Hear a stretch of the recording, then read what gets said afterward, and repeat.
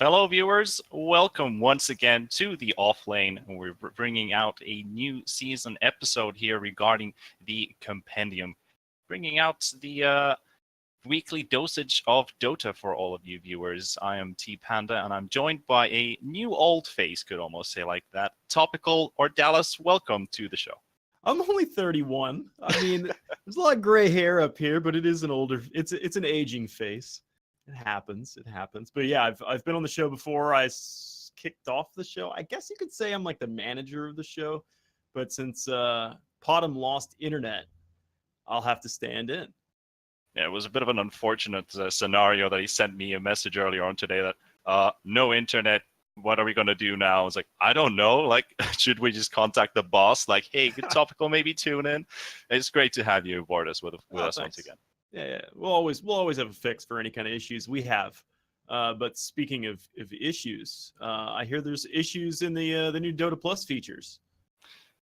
There are, and there's been more complaints than compliments regarding the Dota Plus features. So on today's episode, we will be discussing the Dota Plus features, what's the ups and downs about it. We will be doing a live Compendium prediction run as well. So we will be showing you through this stream all the predictions for all the players, teams, etc. for TI. So keep your eyes open and fill in your predictions as we fill them at the same time.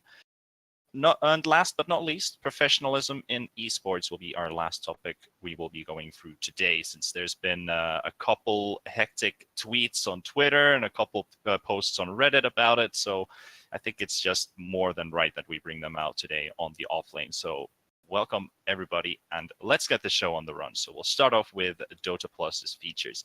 When's the last time you've actually been around in Dota, Topical? So I would say the last game of Dota I had actually played was probably a couple days prior to Dota Plus's announcement and release. So like I always play for a while. I play on these stints, and then I quit after they make so many changes, and then I'm like, I can't keep up with the meta, and I bail out.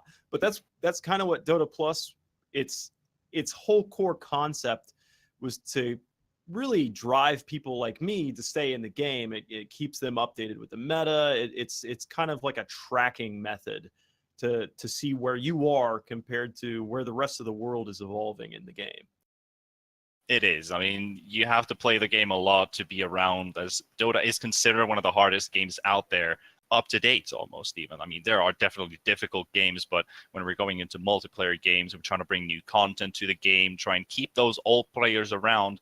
But still, we discussed it like 1 or 2 weeks ago in our previous episode about how do we bring out the new players to Valve, and how do they kick off into, we pay €3, 25 cents per month for this subscription, and what do we actually get with it when I don't quite understand what's going on in the game? So Dota Plus, the basic features it brought out. So this was released, I believe, in March. So this was early on this year. Wait, am I completely wrong with this? I might actually be completely off with this, but I'll double check that in just a second. But Dota Plus's basic features were regarding the hero progression, the Plus Assistant for your in-game statistics. You get a free weekly Battle Cup pass as well. Did you play any Battle Cups? I never played a Battle Cup. I just looked it up, by the way. The first season was March 1st through June 1st is what it looks like for at least a seasonal terrain. So you seem to be on the money, at least when this was released, because there's terrains that go along with Dota Plus. All the benefits that you get of paying for that premium subscription, you get terrains, you get skins, you get tracking, you get ranks. Or it seems like some kind of bronze, silver, gold, platinum, and master tiers. Yeah. So basically what these levels do is, if you find yourself a favorite hero or any new hero you want to play around, the more levels you start racking up on this hero, you start unlocking these in-game chat wheel sounds that you can share to your teammates, share to your opponents.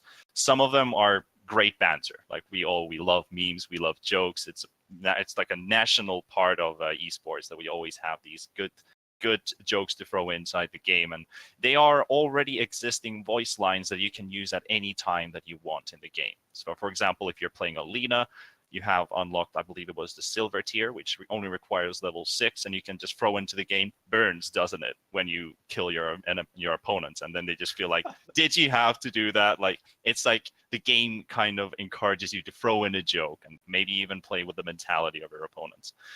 So there are some good things with Dota Plus, but there are also some downsides, and these are what we really want to talk about. So there was a Reddit post about Dota Plus is garbage, and you're like, whoa, like we've got a couple of really good features in this, like the end game statistic helps out quite well, even suggests you like what hero you should probably pick. Like if you're lower in MMR and you don't exactly know, like maybe something can tell me, someone else can tell me what fits the situation, and the game statistic gives you an idea, like you should go offlane Zeus in this game. It feels like a really good idea. Go for it. The Reddit post was more about absolutely useless picks are often suggested. Well, what would you think about a Shadow Fiend offlane? I think that would be a terrible idea, especially in the way the meta is now. God, even I don't see any way, unless you were smurfing, where a Shadow Fiend offlane would make any sense, because the meta now is 2-1-2, and back when it was 3-1-2 or 3-1-1 anyways, then it was a either tanky or escape or some hero that can bail themselves out. Shadow Fiend has none of that. Yeah, that is very true. They unlocked 6 sets, which you can achieve with shards. So you get shards for leveling up these specific heroes. Actually, like any hero, you get those levels up and you get shards as a reward for playing this hero. So you get something in return. But 75,000 shards for one set when you get like only a couple hundred or like 1,000 to 2,000 when reaching a milestone. And there was another post regarding like how many points you now get with predictions. So if you get like an ongoing streak, you remember I think it was TI4 or TI5 when they first introduced the prediction for, so will your team win, or will you pass out the opportunity that if you keep on racking up this streak, you will end up having a long streak, and your opponents will, oh, he's got a 20-game streak going on, and just get that fear or ongoing. So you get like 10 shards per successful prediction, and it keeps racking up to 10, 20, 30, 40. When you got to grind 75,000 shards and you get 10 per game, it's not really justified, is it? No, there's got to be. So when Valve releases things, this is company-wide. This isn't just Dota. This isn't just, I mean, they do it in Counter-Strike. They do it in everything. And it's not even, this isn't even like meta to the point. It's almost core. They release something, it might not even be fully polished. There will be definite iterations to how it's revamped.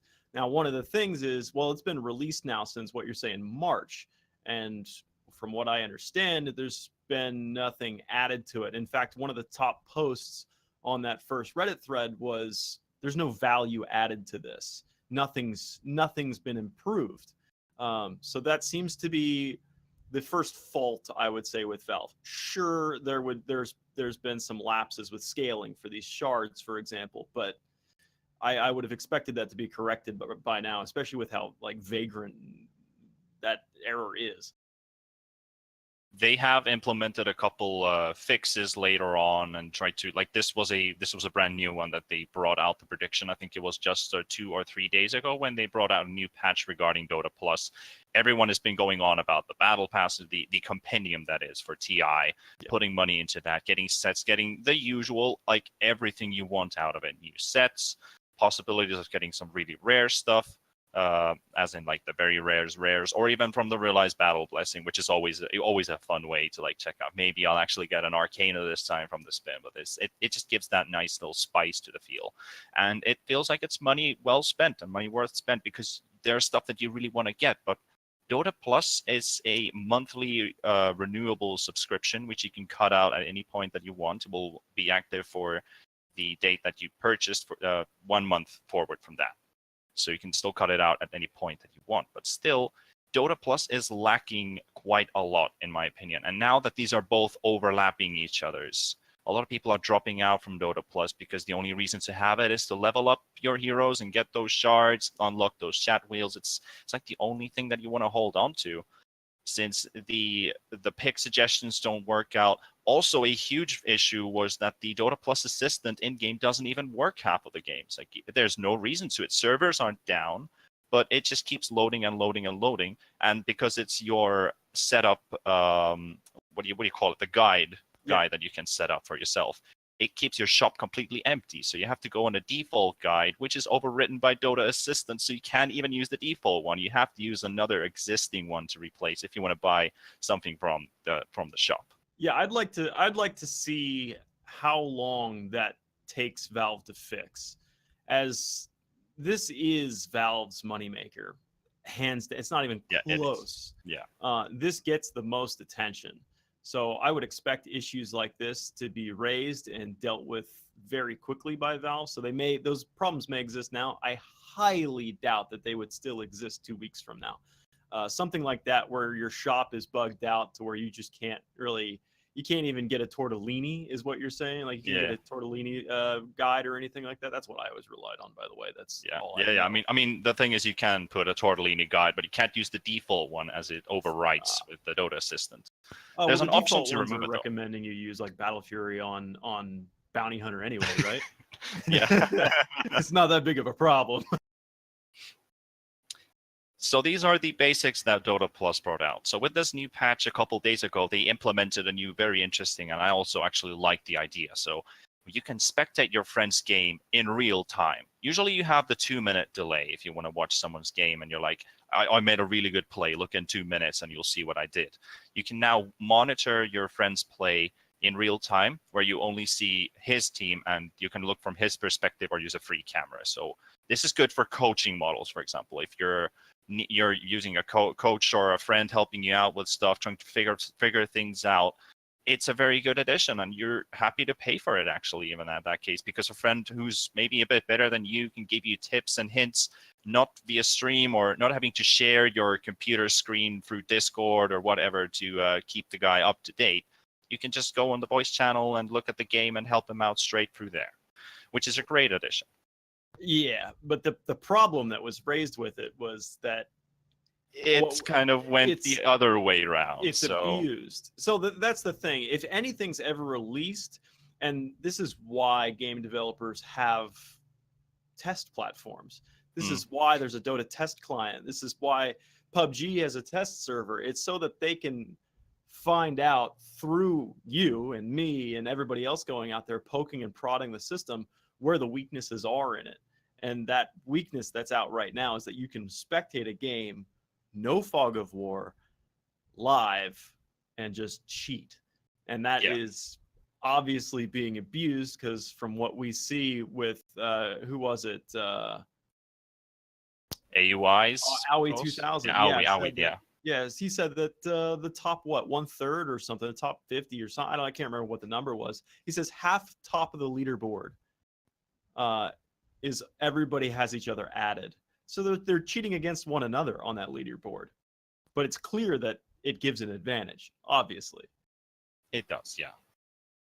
So that is one thing, and considering if you're capable of doing this, that you line up with other people to abuse MMR leaderboards, whatever you want to put it, and just like have an unfair advantage compared to other players, I don't see it it's not a positive thing when people highlight it on Reddit, because everyone's going to be reading it out.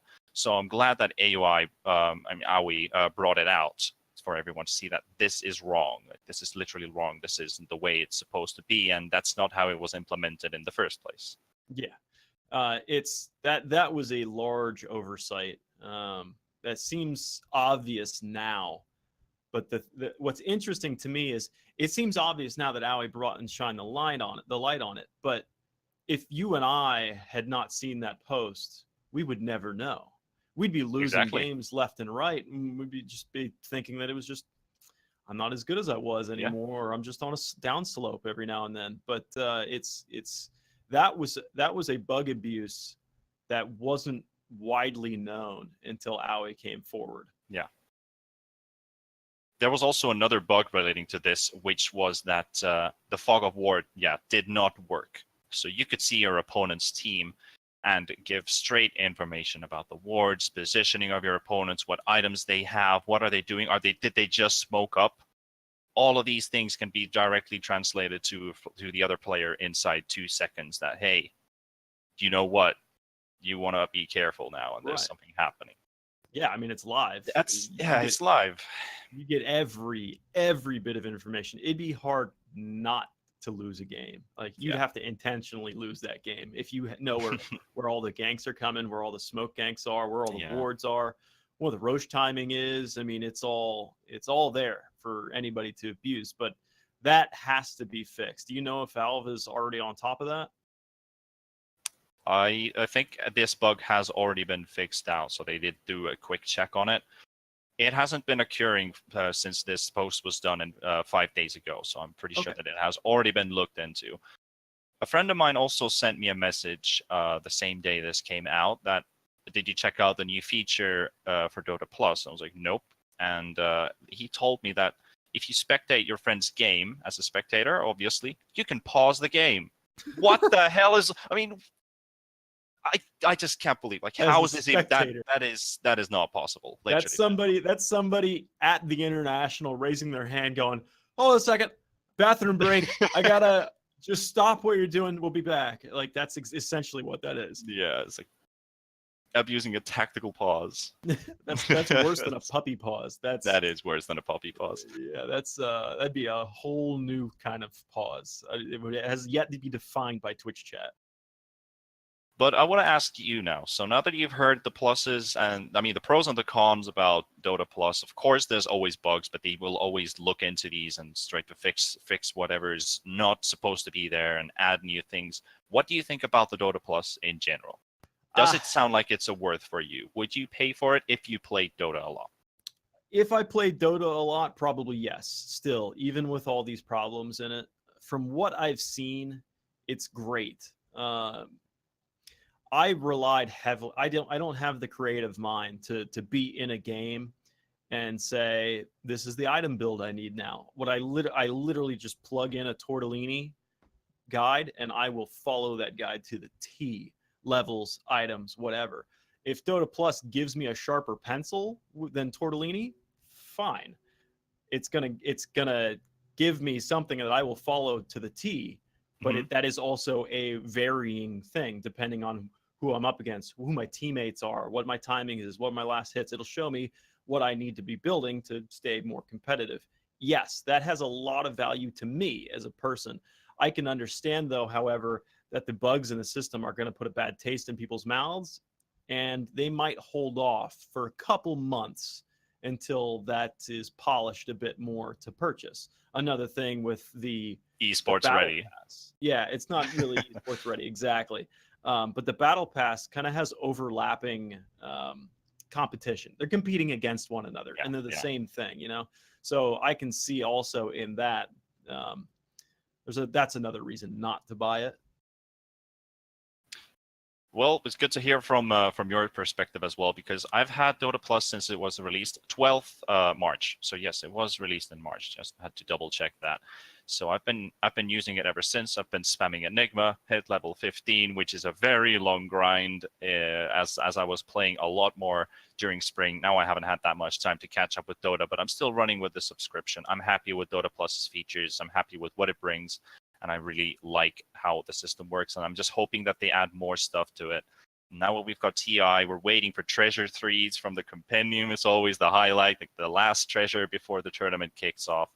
So now jumping from Dota Plus to the Compendium, let's get to maybe the main point here in our today's talk show, which is the live predictions for the Compendium. And I'm going to also throw my Dota onto my left screen here, so I will do a little phase shift here. I'm still here, and I don't think Topical might have to take a look on the stream through what's happening in our producer's hands.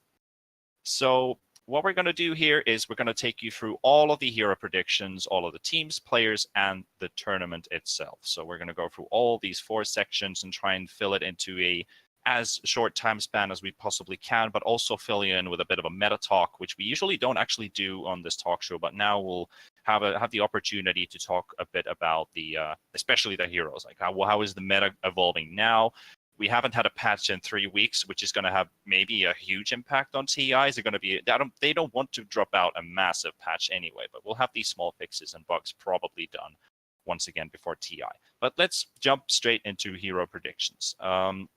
We have 10 different categories. We have the most picked, most banned, highest win rate, highest kill average, highest assist average, lowest death average, highest last hit average, highest XPM average, most kills in a game, and most last hits in a game. And of course, these can always vary by a lot. So some of these need to have a minimum of 5 games played, and some of them can just be from one singular game. Okay. So we'll start with the first one, but topical. Fill in here. Dude, just grab me right out of the gates. Now, my knowledge of the meta is stale. I have seen Purge's video on that Crystal Maiden is broken as hell. I'm going to hold off and say that she is not the most picked. Most picked for me, oh, that's going to be a tough one. I don't know who's strong and who's not in the meta right now, but thank you so much for bringing up that picture, Griffin. No, I don't think Pudge is going to be most picked. I think still strength is strong. So I'm going to assume that the most picked is still going to be some kind of strength utility hero. I'm going to go ahead and say Earthshaker. Earthshaker is a reasonable pick and an idea for this, since the meta for the last 2-3 months almost has been shifting around pretty much the same. Someone even said that this meta is running around 12 heroes, so we're running into this League of Legends kind of type of meta that we had some time ago when I was watching League of Legends several years ago. They always had the same heroes over and over again, and one hero had like 98% ban rate. Like, what is this? So I'm glad in Dota we have a lot of differentials happening with the amount of heroes that we have, but also comfort heroes that people can bring out, and they work out perfectly in someone's hands, but doesn't work out in the other players. So I picked up Skywrath Mage. The reason why I have this is because the Offlane duo is back. It's been a long time since we haven't had that, but it has been proven. Virtus Pro has been showing in a couple tournaments that winning your laning stage will probably result in a victory through the game, because your opponent cannot catch up with the snowballing type of heroes that the meta revolves around. So Skywrath is a very good harasser earlier on, and works out perfectly with heroes like a Doom, Lishrak, and Axe, which are also very, like, most probably banned heroes too. But Sky is a pick that you always go for straight up first. If you know Pugna used to be a great counter for Skywrath, no worries. We'll still pick Skywrath and play it as a support. Or put it even mid, so they're not scared about it. That's just my throw, and I think Skywrath will be the most picked hero. Okay. In that case, moving into the next one, it depends on the next patch that's going to be dropped. I anticipate that Crystal Maiden will get nerfed, but as it stands now, with Crystal Maiden being so strong with her Crystal, her Nova, is that early game potential, which that's what Crystal Maiden is known for. It's her early game and her support globally to the team with her passive. Yeah. I'm expecting Crystal Maiden to be, as it stands now, most banned unless she is nerfed into the ground, or at least even nerfed. If she's even nerfed back to exactly where she was, then that's probably not the most banned anymore. But as it stands now, Maiden. I'm also now gonna also fall towards Crystal Maiden. I watched Purge's video today about it. It's a 13-minute video about Crystal Maiden, why it went from bad to broken. So I've had Naga Siren here for a long time as the most banned hero, because one of the most usable roamers in the game at the moment. But I'm gonna say Crystal Maiden as well. She fits so well against the duo offlane combos because of the 260 damage she can throw out with one singular spell, and you can cast it 3 times before your mana pool runs out and rack up a lot of damage slow, attack speed slow. It's just a very good spell overall, and also the mana regen that CM gets. I'm gonna go with Crystal Maiden as well. On to the next one. Hero with the highest win rate. You probably don't know that much about the meta, but if you've checked Dota Buff or Open Dota for statistics about this, Spectre has the considerable advantage here with win rates lately. Like it's been going up by several percent, and also the amount of picks, the pick rate for Spectre. So in that, how do you call it? When you're measuring two together. This is my Finnish again. I can't. Oh, it's like a combined metric. Yeah, yeah. But that's not it. It's they have to have a minimum of 5 games. So for example, if you picked it 4 times and they win all 4 times, they have 100%, but this doesn't count. Okay, I see what that is. So I've picked Lina for myself. As a mid Lina is a very common 4th or 5th pick for your team. It's usually banned as well at the last stage if nobody picks it. Death Prophet and Lina will be good mid laners, but just feel like she's that the kind of snowballing hero that works out through every stage of the game, and I feel Lina would have the highest win rate. But honestly, this could be any hero. This could definitely be the Spectre. Yeah, I was cheating by just now going to Dota Buff and be like, I have no idea who has the highest win rate. But looking at that list, like you're exactly right. I don't think this list really matters to the pros. This scale is interesting to me. I understand why Zeus is number 2. And I want to side with Zeus, considering there's been so much strength hero picking. That's what Zeus excels at. Zeus is the counter to strength heroes. And he's great, but how much strength support is actually in a game? I'm thinking that it's actually going to be a support hero that's going to start to show a higher win rate than most. Yeah, so I'm like an IO, for example. Yeah, there is IO. I'm actually going to start to fare myself with like Abaddon. I'm going to say Abaddon is going to pick up a lot of picks this year and end up with a high win rate, all on the back of Bot TI. Those pros watched Bot TI and they took it seriously. Oh yeah, you probably watched it as well. As Abaddon took second place. I love that last matchup. Yeah, it was great. Hero with the highest kill average, I've picked straight up Luna. I just feel like Luna heroes like Bloodseeker is also a very good pick here. Enchantress could also rack up a very high kill average if possible. But usually these heroes that like to get triples and ultra kills in team fights. It can be a support. It can be a massive Enigma black hole that ends up with the Midnight Pulse to get these kills. But average for highest kills, it can also drop down if this hero gets picked a lot and just gets stomped early on. Like if you don't have an early game hero, or if you have a late game hero that just doesn't accomplish anything early on. So you have to take this in comparison. So mid game heroes will have statistically a higher advantage here in this one. Yeah, I'm going to go with Phantom Assassin. Phantom Assassin, all right, yeah. Strong mid game. That's when her BKB is at its peak. She starts to trail off a little bit into the very, very late game when that BKB is down to 5 seconds. But I'm going to say PA is my forerunner for that.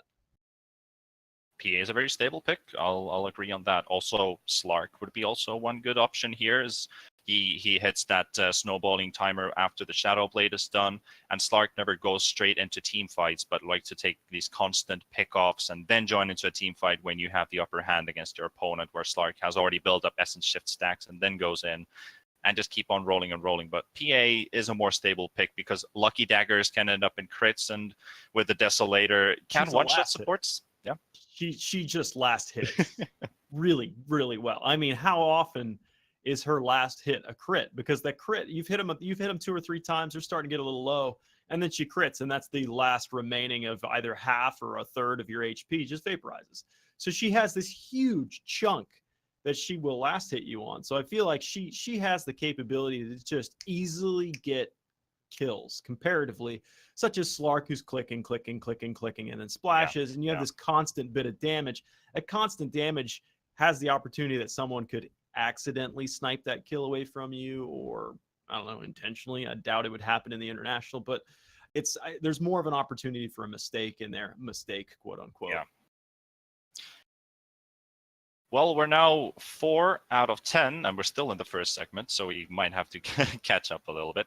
Highest assist average, I have Winter Wyvern, simply because once you cast your ulti, this could also be Zeus. Zeus could also have a high assist average because of every spell that hits before a team fight actually starts leads into an assist if you don't get the kill itself. So when you use your ulti, it already counts as an assist towards a probable kill if your teammate initiates onto that. So Winter Wyvern, the reason for me is her ulti, Splinter Blast, and usually initiates with Arctic Burn unless you initiate with your ulti. So she will rack up assists and never actually gets kills. Unless someone dies to the Winter's Curse, which is her ulti. I'm wondering how answer this question for me is how often is Venomancer getting picked up right now in the pro scene? Not very often. Veno is being played as a position 1 or position 2, which might sound like a surprise for you, but yes, that is true. It got a face out of me. Yeah. Very few teams play it. So because of that, and Venomancer is another one of those heroes that, well, you're saying very few teams play it? In that case, you only need 5 games. I do only need 5 games. But what is it? Is it assist average?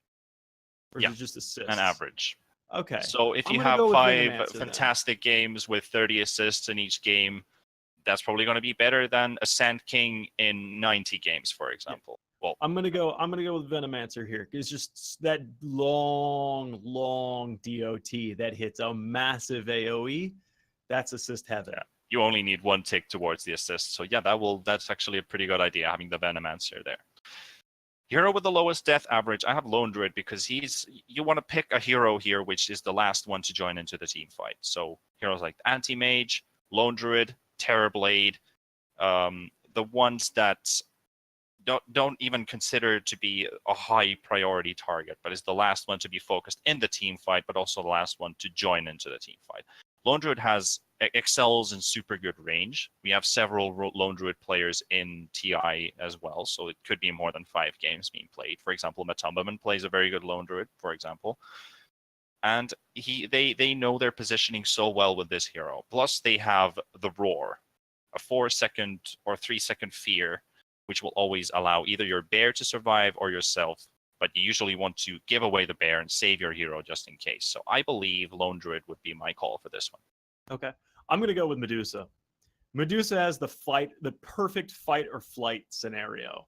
Rather than forcing your opponents to fight with Roar, Savage Roar to be more specific. But Medusa can ulti and choose to fight or leave or TP or anything. There's so much escape potential for Medusa.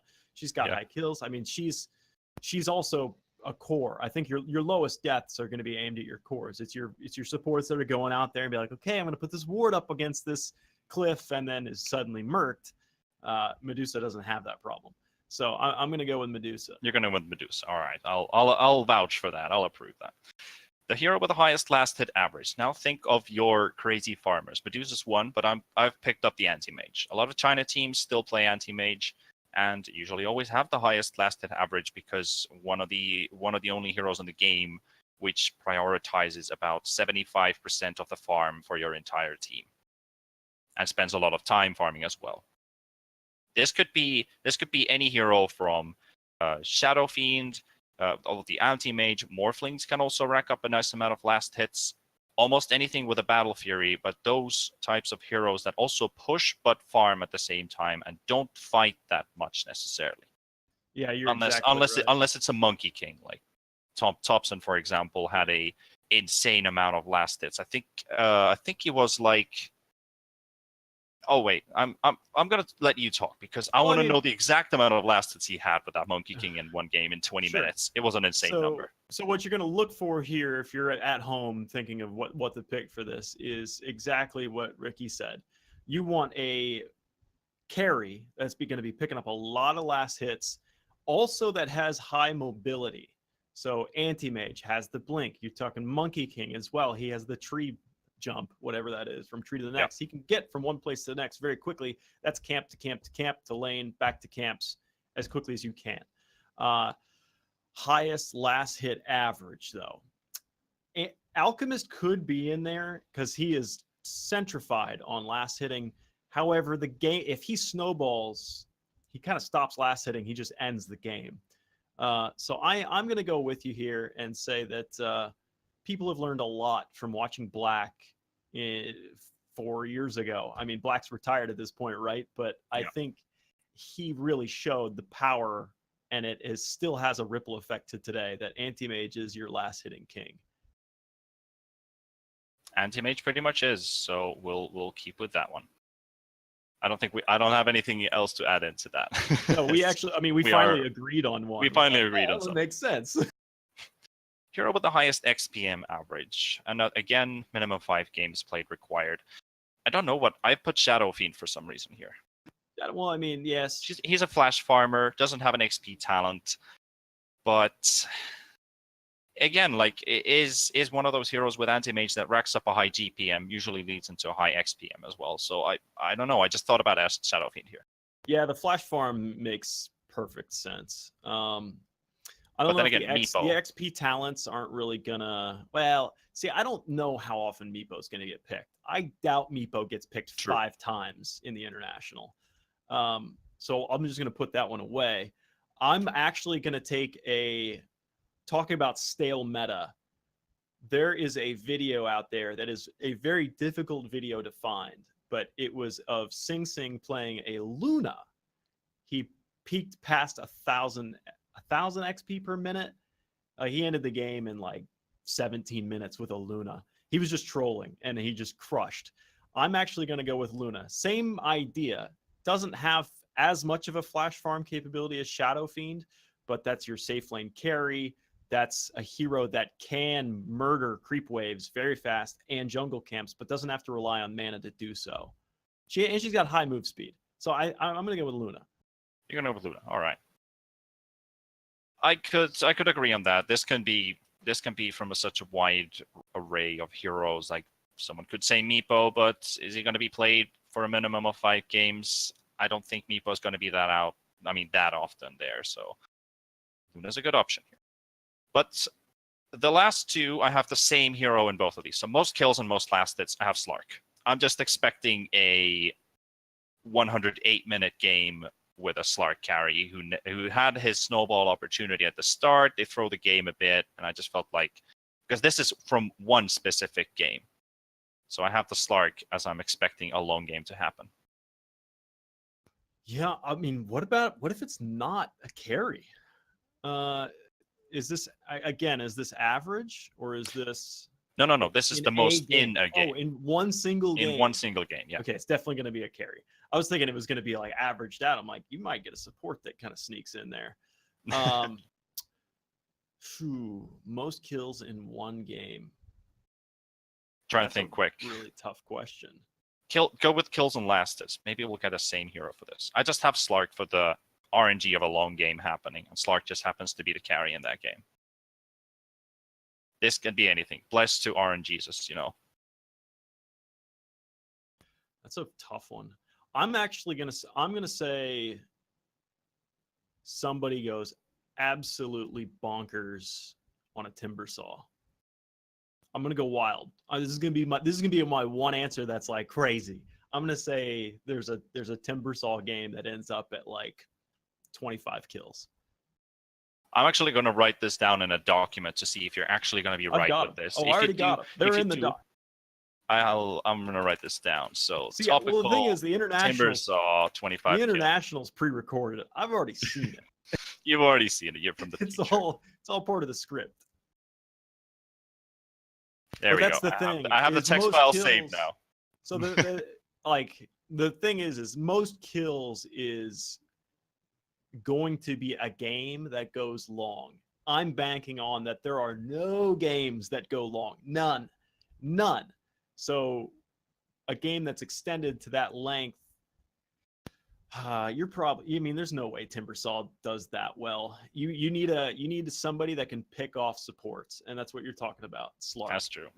Well, I'm gonna lock in the Timbersaw for you and keep it up there. I've written it down. Let's move onward as we have about 10 more minutes to use for this section. So let's jump into team predictions. You have to guess who's going to win TI, who has the most kills, who has the highest kill average, who has the fewest deaths in a game, and the most assists in a game.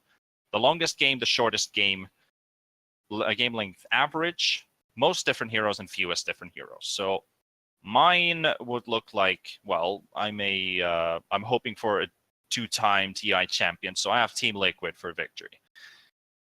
Then with the team with most kills in a game, I have Team Windstrike, which is one of the Russian or CIS region teams who made it through the qualifier. Also feel like they're going to stretch out a really long game with one of the teams they have in their bracket. So Windstrike is the one that I'm going to go with here. Virtus Pro, going to have that Slark game with a lot of last hits, with a lot of kills, and they're going to have the highest kill average as well as a team in average. And they're also going to win the shortest game, but I'll jump into that later on. The team with the fewest deaths in a game and the most assists in a game, I have Team Liquid in both. So could almost say that I'm a biased Liquid fan at this point. Don't blame me. Don't blame me for that. The longest game, I have Virtus Pro. And the shortest game, I have also Virtus Pro. I've seen them do it so many times that I've trusted in these guys. Virtus Pro in Dota is sounding a lot like Virtus Pro in Counter-Strike. Yep. Teams that can perform and teams that can't perform. Oh, but They're VP, the same team. have you checked the Dota Pro circuit this year? Virtus Pro's been dominating the entire year. But why would they have a long game in that instance? Probably against Team Windstrike. Okay. I mean, I'm just thinking it's down to any team that can actually end up in a really long game. Remember last TI, Liquid versus Virtus Pro, 100 plus something minutes. The cast with Toby 1 and Syndra. Yeah. That was a long game, and that was Virtus Pro. So they're gonna do a repeat. I would look at PPD's Optic, right? Yes. That's where I would put my money. If You I've put your ever money- seen oh, some, all right. if I've ever seen somebody cut a game short, it's PPD. I haven't really checked on Optic what kind of game averages they usually land on. You could also think Evil Geniuses at this point too. That wouldn't be a bad option too. But I have EG for the highest game length average. So that is like the longest game length average that is. I have Evil Geniuses on that one. This could also be a China team because China teams before, like prior to this year, have been, 12 kills, 60 minutes played, farm fest, nobody's pushing. Yeah, Could be possible. Like these can also be taken into account. So there's a lot of options for that. But then I want to ask you for the last two parts here. The most different heroes and the fewest different heroes with a minimum of 10 games played. Jeez. Minimum So of 10 games played? I think that means that they need to have the heroes played at least 10 games, or I'm not even entirely sure. I do not have the in-depth knowledge of the hero pools on any team, for that matter, to even put a ballpark figure who would take that crown home. Not a clue. Then you just have to look at like the team rosters and figure out one player or two players from each team. Like, is he a specific hero spammer? Is he like really known for something? Someone's Invoker or someone's been playing Enchantress a lot lately and always goes for like the two different support heroes, Warlock or Witch Doctor, which are in the meta. So support players just running those two same heroes over and over again. Unless they get banned. Still wouldn't know. I'd have to do a lot of legwork. That would be a lot of research. So yeah. I've ended up most heroes for PSG LGD and the fewest different heroes with Fnatic. I don't know why I have Fnatic here because I think Universe has a big hero pool and that is already reason enough that Fnatic's probably not going to be the team with the fewest heroes. So I'm actually going to change this one on mine as well at the same time. I don't know anything about Team Serenity, which is the previous Keen Gaming from earlier on.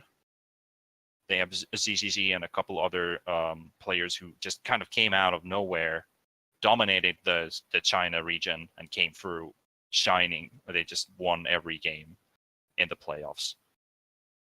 I'm going to change to Pain Gaming for the fewest different heroes. So I'll have my trust in South America. All right. I think we're filled in with the teams, so it does look very Liquid VP-like on Griffin's screen. Two more segments to go. But I don't know if I don't think we have time. I don't think we actually have the time for this. International, you guys can save that for the next episode. Fill out the players and tournament. It will be more compendium filling in, and you've got the expertise of Potom. That is true. We could actually save it as a teaser for next time. Yeah. Talk about like the players in the tournaments. I mean, talk about players would take forever here. Like, there's so many options to go for. So we have now gone through the live compendium predictions, at least halfway for you guys. So different teams and different heroes picked up to see how it actually looks like. There's still 28 days and 21 hours time for you guys to fill them in. So no panic, no rush. You still got plenty of time with those. Also, remember to get your player cards, because the favorite teams and also the fantasy for the first TI stage starts in 29 days. So don't forget about those. You can rack up some nice points and compete against your friends with who gets the most points. But we will continue with the offlane on the last segment. We're talking about professionalism in esports, and we're talking social networking and social media especially. Dallas, I want you to fill in some blank spots. What are we talking about here? I mean, so as a general whole, to just paint this picture, it keeps happening, and it is going to keep happening. Somebody says an off-color remark or something that just buries them, and they may have not even intended it, or they did intend it. Who knows? But this is the thing. It's the culture is you have esports, which is centrified around young adults who don't know consequences per se, or think ahead, or have been taught to think ahead yet. So they make these comments on Twitter, and it ends up just exploding. And it's not a thing that is ever going to be fixed. It's just going to continue to happen. And it's one of those things we can touch on it, but there's nothing we can do to solve it. What I mentioned earlier on about esports is that we love the memes, we love the jokes, but never necessarily know where to draw the line. You got to be bold to try and see people's reactions, but it can backfire. But you can also end up having the expected response from your fan base, from your viewer base. And that's when you really need to know the difference when you're posting personal views and opinions, or when you're representing a team or an organization, a sponsor, things that go really, really deep, as in serious, that can do more damage than do good when you want to pro out something out. Yeah. So jokes, racism, slurs they'll always happen. It's an unfortunate event when such things do happen. And I'm glad that they are also brought out to daylight. And even the people who do it themselves recognize they have done a fault and bring it out and asking for an apology. And necessarily they don't even ask for an apology. They know that I've done wrong, and you can I'm not saying blame, but you can fill me in here. Topical. I mean, they deserve some repercussion. Yes, exactly. A lot of teams do have caveats in the contracts that players sign, that if they dick that up, that they have violated their contract, and they can be dropped from the team, or they will be punished by the team. I'm sure there's some kind of 3 strikes you're out rule.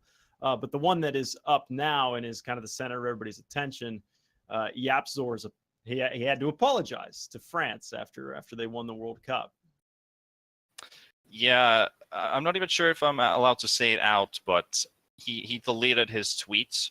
I had a picture saved of it before, and I was shocked to read it. I mean, it looked like a good joke idea at first, but you can't really throw that kind of stuff out, because France is you would almost say that France's World Cup team is pretty multicultural in a way. So he brought it out in a different kind of manner, and people realized, like, what did you just post on Twitter? And then right after that, like, I want to apologize to my fans and to the community for my tweet earlier. So there's a right way to say that and a wrong way to say that. Yeah. And you said it the right way. It's the politically correct way to describe the team. It's multicultural. Boom. Answered. I mean, that takes care of it. Like, you don't even need to bring a joke to it. They earned the World Cup. It's theirs. It's like, why even joke about that? They just it's like a massive greatest achievement, accomplishment in the world. Yeah. But it just, that is the problem in esports. And when you're dealing with young adults, they will continue to make this mistake. And as those people that learn their lessons grow older, they retire and get out of esports, and then new guys come in and they don't learn those lessons because they're young and dumb. So like, I mean, hell, in Counter-Strike, we just had one of our most famous and most reputable casters drop the N-bomb on his stream, and he almost lost his career. It was wild. Like, people are just dumber than rocks.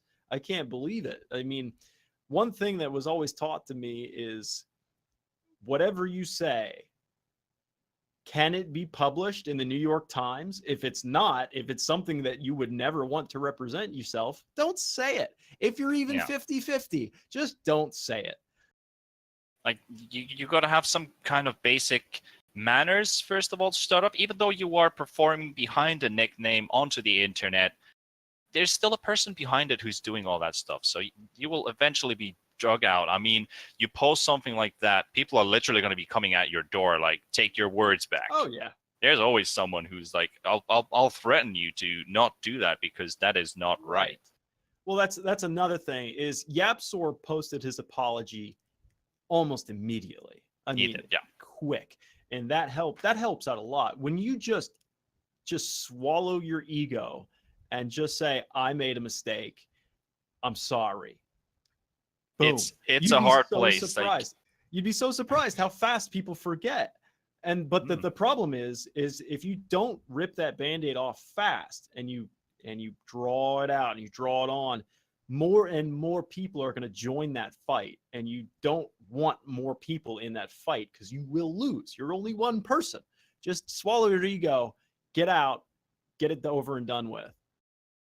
We had that with one caster earlier on in this year, and it was a very unfortunate thing because he did not take his words back. And we're talking about the Epicenter casting contest. He decided to stand behind the words that he said because he couldn't understand why are people reacting like this. Yeah. Only to find out like almost a day after that, I think I did a mistake and I'm forced to do an apology, but it wasn't genuine. He was kind of slowly sliding to it and just making it worse. Like, you need to drop it right there and take your words back and just say, I made a mistake. It's a big step to take, but he couldn't do it right away and almost made a huge outburst. We don't need to tiptoe around this issue. We can name that was Tea Time. Tea Time said that Admiral Bulldog, who was competing in one of the Epicenter qualifiers, was a washed up player. Dude, the guy won the international. It's like what we're talking about. Once again, achievement's accomplishment. Achievement, you don't just say they're washed up and then that's what I like. Everybody's entitled to their opinion by all means, but he just said he's washed up. Period. While casting on Epicenter's stream. While casting. Now, if he had said, I'd give him a lot more respect. If he had come in and been like, he's washed up. He hasn't competed. He hasn't won a tournament. He hasn't been on a serious team. He is like, his numbers show proof that his numbers are going down to back up his case. Instead, he just just stopped and just assumed that everybody would take his word for it. And they're like, no. Huge fan of the Bulldog. I mean, you said that what you've been taught, like, if you want to post this on the news, would you do it? No, yes. What I've been told is basically don't flame the player, flame the play. Like, again, you can make a story around it. You can turn it into sarcasm. You can make it into the best joke and give some really good quality content for your viewers. If you just know how to lead on the situation, even make a fool of yourself and laugh at it if it feels like you screwed up, but at least you take the bullet and you can go onward with that. So rather take it yourself than put someone else who is unaware of the situation in a bad spot. People are going to realize if you're flaming onto someone, if they don't want to be at that point. Like, it's like talking behind the back of another person that he's just not present, and it's like, you have the right to say bad because I'm not there. That's not right. That's not the way to act. So So lesson to everybody watching: if you ever mess up, and you will, we all do, everybody's screwed up. just swallow your pride, apologize, and get it done with. Because if you're a fan of the path of least resistance, which everybody is, that's the way to do it. Well, I could almost say that we're filled in with today's episode, the Offlane Compendium predictions, talked about Dota Plus, talked about the live predictions on the Compendium, a little bit about the professionalism in esports, which is about the social media and all that networking that goes out. Do always pay attention to what you post. It might harm someone, but share the love. We are done here. So my name, T Panda. Thank you, Dallas Topical, for joining in as well. Griffin for the great production work as well on the Battle Pass. Thank you for holding out there. And also to Nerd Street Gamers for allowing us to do this talk show. We will be back most likely on next week's Tuesday, as always, at 20 CST. I believe it was 2 PDT. Dallas, I think you're from America. You know the time's a bit better than I do. 2 to 3. 2 to 3 Eastern. 2 to 3 Eastern. That will be it. We will see you next week. Thank you for tuning in. Bye-bye.